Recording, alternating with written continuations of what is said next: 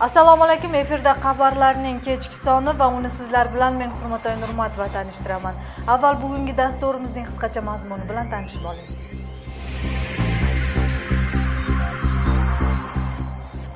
Batkendagi O'zbekiston foydalanib kelgan obyekt qaytarilib ishlatila boshladi. Bo'sh turgan binolar ijtimoiy mahkamalarga aylanadi. Olabaqchaga o'ng'aylashtirib o'tamiz. Jalolobod bozorlarida pirotexnika vositalarini sotish taqiqlandi. Agar talab bajarilmasa, moddiy jazoga tortiladi.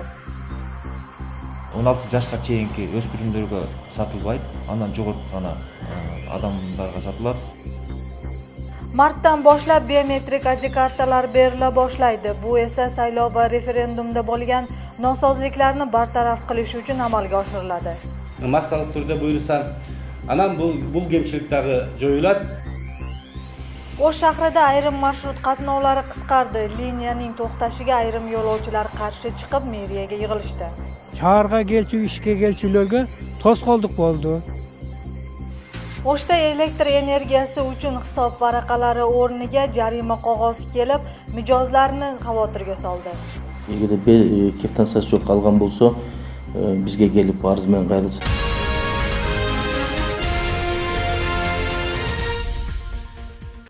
Mart oyidan boshlab ommaviy turda biometrik ID kartalar beriladi. Bu haqda bugun Davlat ro'yxatga olish xizmatining raisi Tayirbek Sarpashev aytdi. Sababi saylov va referendum o'tkazishda fuqarolarning shaxsi aniqlanmay nosozliklar bo'lgan. Buning oqibatida 3349 fuqaro ovoz berish huquqidan ajrab, noroziliklar yuzaga kelgan. 11-dekabrdagi ovoz berish jarayonida yo'l qo'yilgan yana qanday kamchiliklar yo'lga solinadi? Muxbirimiz hikoya qiladi. Saylov va referendum ko'pchilikning uyqusini qochirdi. Mansabdorlar va'da berib ko'zlagan maqsadlariga yetishdi. Bu yog'iga ish qanday kechadi, hozircha aniq emas albatta. Ayni vaqtda saylov davomida qonun buzuvchilar bilan qo'shilib, mamlakat bo'yicha 3349 fuqaroning hujjati biometrik apparatdan chiqmay ovoz berishdan quruq qolishdi. Shu sababdan Davlat ro'yxatga olish xizmati kelasi yilning mart oyidan boshlab ommaviy turda biometrik ID kartalarga o'tilishini aytishmoqda. Бұл адамдарға doğuş беру құқығын біз берішіміз керек. Сондықтан кейінгіде біз март айынан баштап биометрикалық ID карталарды алмаштырып баштаймыз. Массалық түрде бұйырса, анан бұл кемшіліктегі жойылады. Sarpashevning aytishiga qaraganda bu yerda texnikadan tashqari operatorlarning ham kamchiliklari bor. Saylovchiga nisbatan qo'pol munosabat bildirib, yordam qo'lini cho'zishmagan.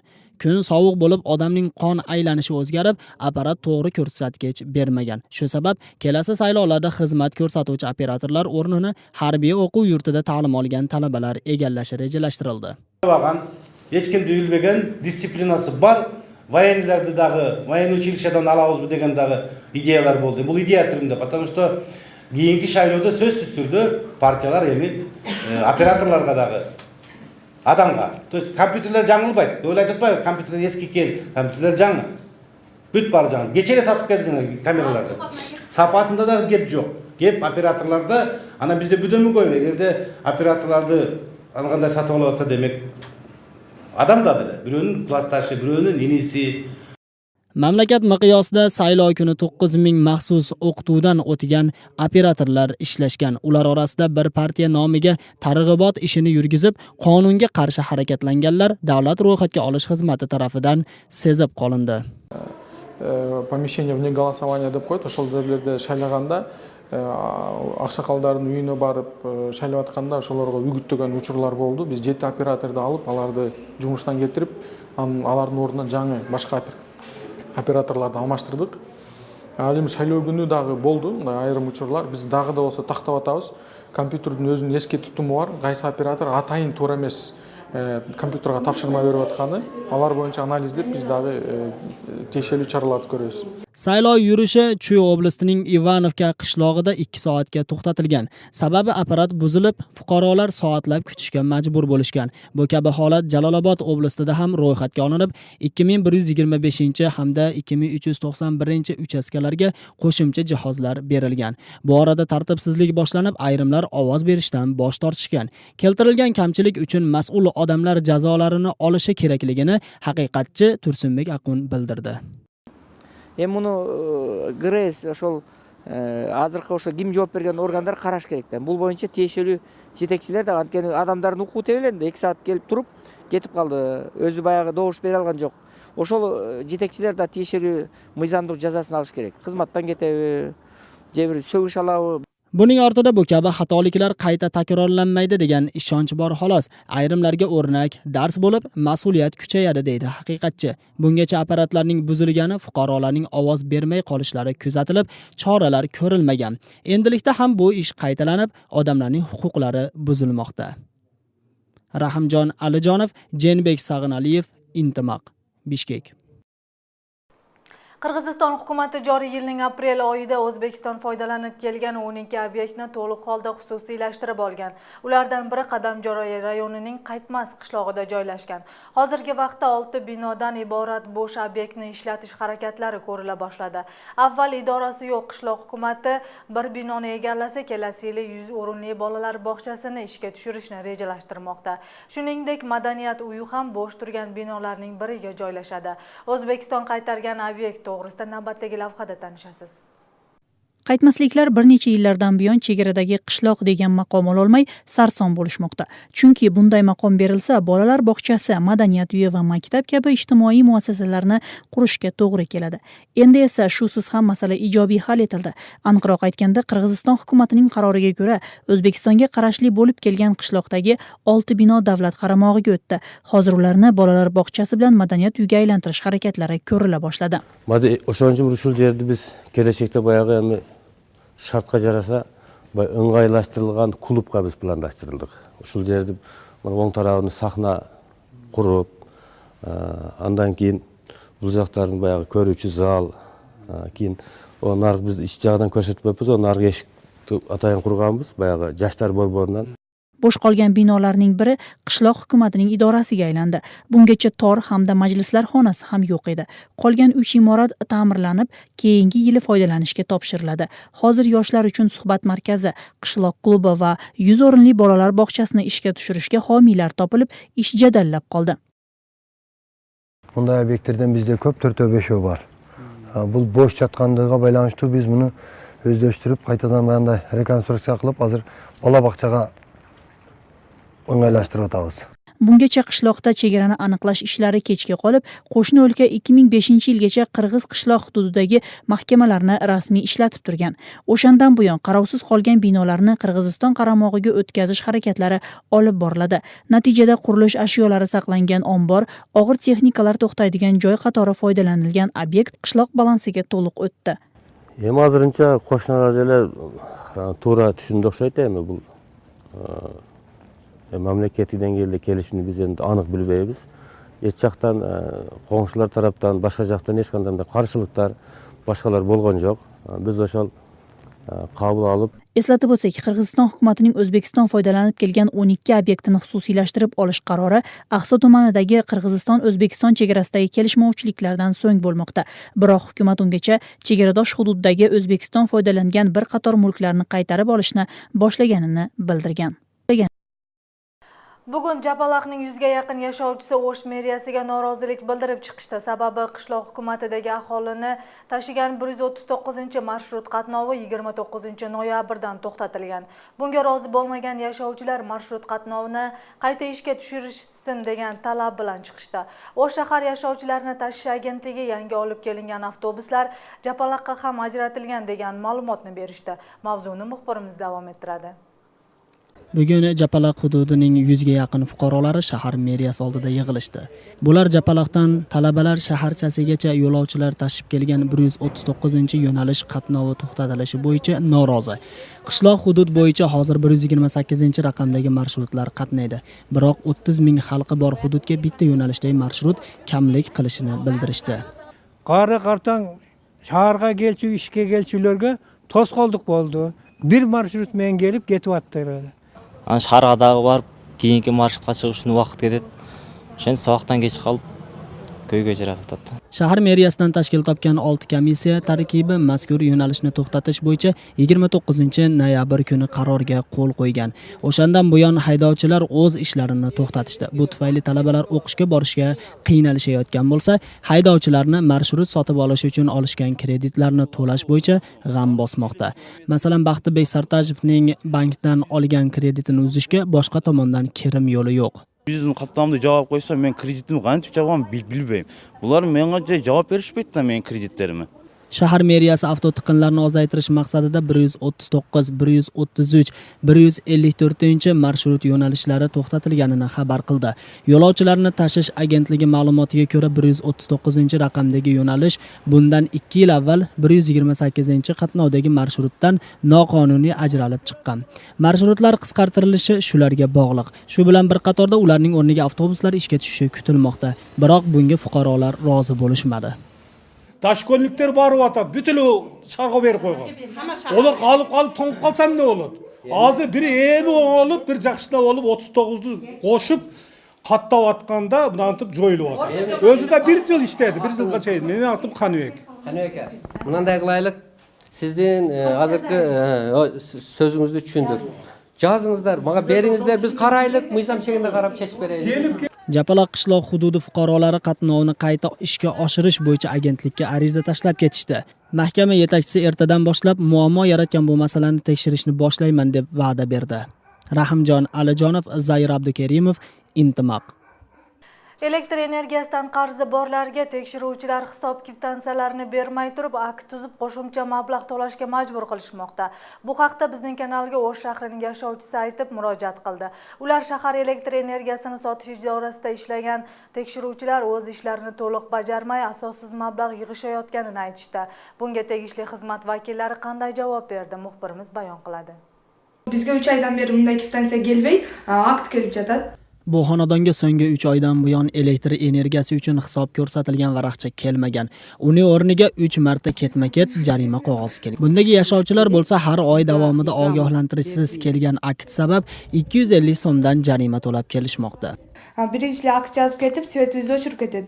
Anan shu aqchani to'laganimizdan keyin anan g'ana svetni jandirib berishadi. Elektr energiyasini taqsimlash mahkamasi talablariga muvofiq energiyadan 200 so'mdan ortiq qarzi borlar 7 kun oralig'ida to'lamasa, mijoz ustidan akt yozilib, uning asosida 250 so'm jarima solinadi. Hisob varaqchasi berilmayotgan holatlar to'g'risida mazkur mahkamaga hech qanday ma'lumot keltirilmagan.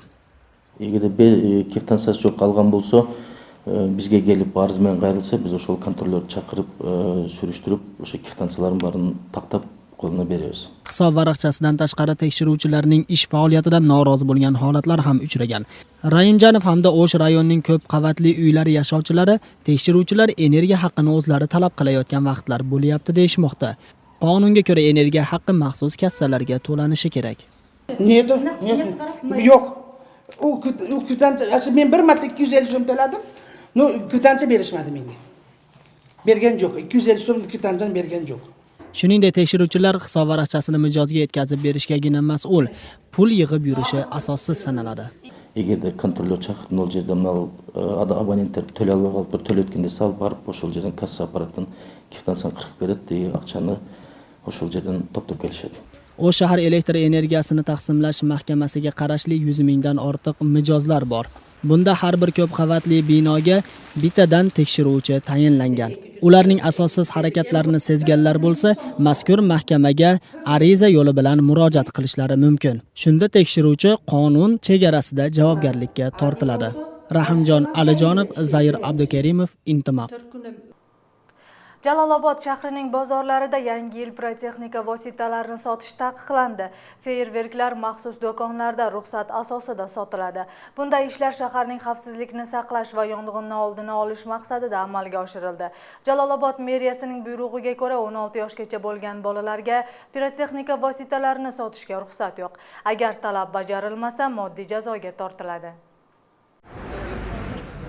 Jalolobod shahrida yangi yil tadbirlarini o'tkazish vaqtida yong'inga qarshi xavfsizlik choralari kuchaytiriladi. Bu bo'yicha shahar meriyasining maxsus buyrug'i chiqib, yong'inni oldini olish bo'yicha tegishli xizmatlarga topshirmalar berildi. Shuningdek, pirotexnika va tez yonuvchi moddalarni yong'in xavfsizligi talablariga javob bermagan joylarda saqlash, sotish va foydalanish taqiqlandi. To'xtam negizinde iş şaralarımız bo'ladi. İş şaralar negizinde bu büyük bazardaki soğuda tüyündürde qanday gezekte bu saqtalып atadi, qanday gezekte bu satuda жүрүп atadi, лицензиясы барбы, сертификаты барбы деген маселени толук кандай ошол жерден биздин белгилеп кеткендей биздин кызматкерлер ошолго жоопту. 15 dekabrdan boshlab fuqarolar ko'p yig'ilgan barcha jamoat joylarida, ijtimoiy binolarda, maktablar bilan o'rta maxsus va oliy o'quv yurtlarida yong'in xavfsizligi choralarini kuchaytirish talabi qo'yiladi. Shaharda yong'in xavfsizligi bo'yicha kompleks ishlarni amalga oshirish, tushuntirish ishlarini olib borish maxsus yong'inga qarshi xizmatlarga topshirildi. Күндөргө сатылбайт, андан жогорку гана адамдарга сатылат. Жана ошону колдонууда туура колдонуу жактарын эреженин негизинде түшүндүрүштерин жүргүзөбүз. Тактанын үстүндө туруш керек, жана полкалар деп коет го, ошолордун үстүндө туруш керек, жерге коюлбаш керек, шаймандар туруш керек, огнетушителдер туруш керек. Эми биз ички иштер бөлүмү менен ушул жылы аракет кылабыз саттырбаганга. Ma'muriy kodeksga ko'ra o'z hududida pirotexnik vositalarini noqonuniy sotgan yuridik shaxslarga 10 ming so'mgacha jarima to'lashga majbur bo'ladi. Agar sotuvchi o'z bilarmonlik bilan ko'chada sotayotganda qo'lga olinsa, 1000 so'mdan 2000 so'mgacha jarima solinadi. Bu yosh bolalar bundan qancha nimalar ziyonlar tortib o'tadi, qancha cho'ng odamlarga ziyon tegib o'tadi. O'sha eng turali. Жаңы жыл шансын кылып, эми көңүлдөгү нерселерди, тортторду берсин мейли, бирок жардырууга каршы элем да. Аны эки аттаса, анда санда майрамдын шаанысына болот го. Анан эки аттабаса болбойт. Бала чака. Ирас кылып тур ошону. Жакшы карайм. Жок кылганыңарга рахмат кызым. Неме? Жаман жадатты ошондойлор. Себеби өрт коопсуздуктарынан биринчиден. Экинчиден азыр жаш балдарга бүт эмеге зыян болуп атпайбы? Eng muhimi 16 yoshgacha bo'lgan bolalarga pirotexnik vositalarni sotish taqiqlanib, shaharda tartibni saqlash tomonlari qaraldi. Bu vaqtgacha o'tgan yillardagi qish faslida pirotexnik vositalardan foydalanib, zarar ko'rgan faktlar bo'lgan. Aniqroq aytganda, tez portlovchi moddalardan oblastda 2 marta yong'in sodir bo'lib, 60 ming so'm zarar keltirgan.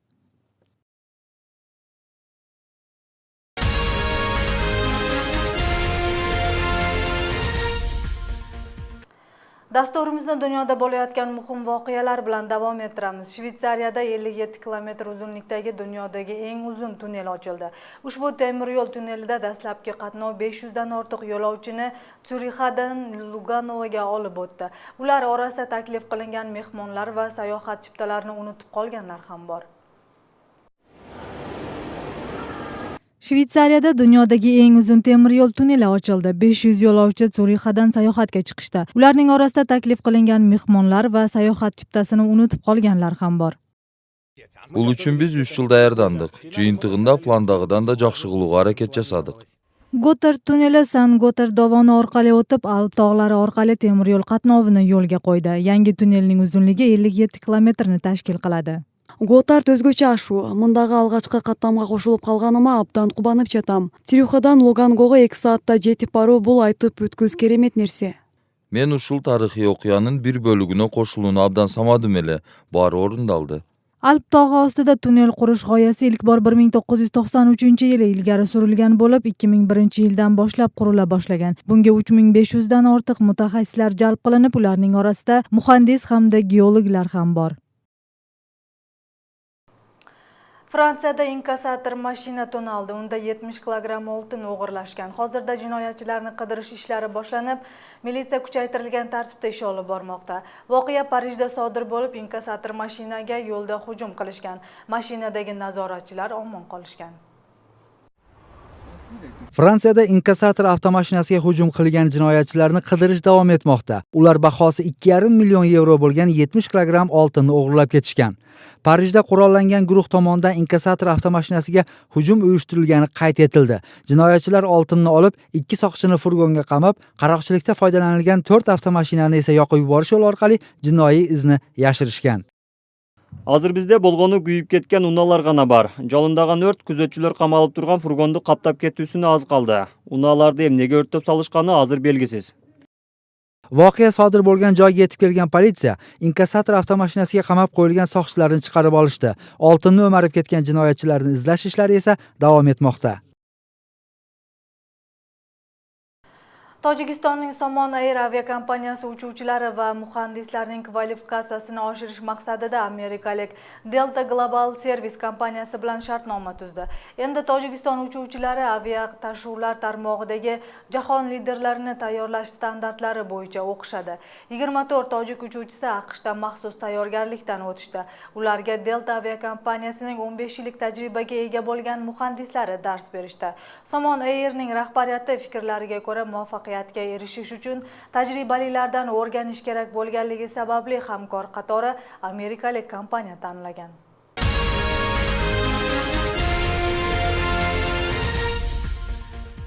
Imkoniyating bo'lsa, ilm, muhtoj bo'lsang ol, shunday nom bilan xayriya tokchasi O'sh shahrida ochildi. Aniqroq aytganda, maxsus o'rnatilgan tokchalarga xohlovchilar kiyim-kechaklarini ilib qo'yishadi. Bu tashabbusni yoshlar tomonidan kam ta'minlangan va ko'p farzandli oilalarga yordam berish maqsadida ochilgan. Buni jamoatchilik qanday qabul qildi? Navbatdagi lavhada. O'sh shahrining Qurmanjandatxa ko'chasida joylashgan masjidga ketayotgan yo'lda imkoniyating bo'lsa, ilm, muhtoj bo'lsang ol nomli tokcha ochildi. Unga xohlovchilar kelib kiyim-kechak ilib olib ketsa bo'ladi. Bunday xayriya ishlarini hozirda shahar yashovchilari qo'llab, kiyim ilganlarning soni ko'paydi. Shu bilan birga muhtoj oilalar kiyim olib ketgan hollar ham bo'lmoqda. 13 yoshdagi Shohboz Muhammedov oilaviy sharoiti nochor bo'lganligi sababli sadaqa so'rab pul topadi. To'plagan bir kunlik puli tirikchilikka bazo'r yetib yangi kiyim olish uchun ortmaydi. Shu sababli muhtojlar uchun ochilgan tokchaga kelib o'ziga mos kiyim oldi. Bir yil ochilib yaxshi bo'libdir. Kecha ukamga kurtka olib ketgan, bugun opam bilan o'zimga kurtka olib ketdi. Tokchaga kiyim ilganlarning soni kundan kunga ortmoqda. Ayrimlar bu yangiliklarni eshitgandan so'ng uzoqdan kelib yordamga muhtoj odamlarga buyumlarini ilib ketishmoqda. Shaharning yashovchilari uchun esa bu odatga aylanib bormoqda. Bir gelin buna meçhitde gelip 4 balasымен, 7 yaşarlık balasымен bir tüyün kiyimlerdi alıp ketdi. Oşonu görüp men de bugün bir ekönü alıp gelip kuvanyp atam, suyunyp atam. Zamira Arabbayeva kabi tashabbusni qo'llaganlarning soni ko'p. Ular ijtimoiy sharoiti og'ir fuqarolarga yordam qilishni farz deb bilishadi. Ko'p bolalar var, az bolalar var, qo'lida bari var, jo'g'i var. Mına uşul yetişpegen görök katınlayından uşullarga cho'ng yordami var. Tashabbus insoniylik jamoatchilik birlashmasi tomonidan amalga oshganiga 5 kun bo'ldi. Bu vaqt oralig'ida bir qancha kam ta'minlangan oilalarga yordam ko'rsatdik deyishadi tashkilotchilar. Ular bu tashabbusni aholi qo'llamay amalga oshmay qoladi deb xavfsirashgan. Sababi yoshlar bu vaqtgacha bekatlarga bepul oyoq kiyim tozalovchi buyumlarni qo'yib, biroq 3-4 soat oralig'ida o'g'irlanib yo'q bo'lgan. Аялдамадан болсо дагы бутун тазалап алганга мүмкүнчүлүк алсын деген максатта койгон элек. Адамдар аны туура эмес маанидә кабыл алышты дагы биздин койгон каражаттарыбызды үйлөрүнө алып кетип калышты да. Ошол жагы бизге чоң көйгөй жаратты. Yaqin orada bunday kiyim ilinuvchi tokchalar O'sh shahrining barcha hududlariga qo'yiladi, biroq mablag' yetishmasligi sababli hozirda homiylar qidirilmoqda. Bugun Intimaq muxbirlari tomonidan tayyorlangan xabar va lavhalar mana shulardan iborat. Tuningiz osuda o'tsin, xayr-omon bo'ling.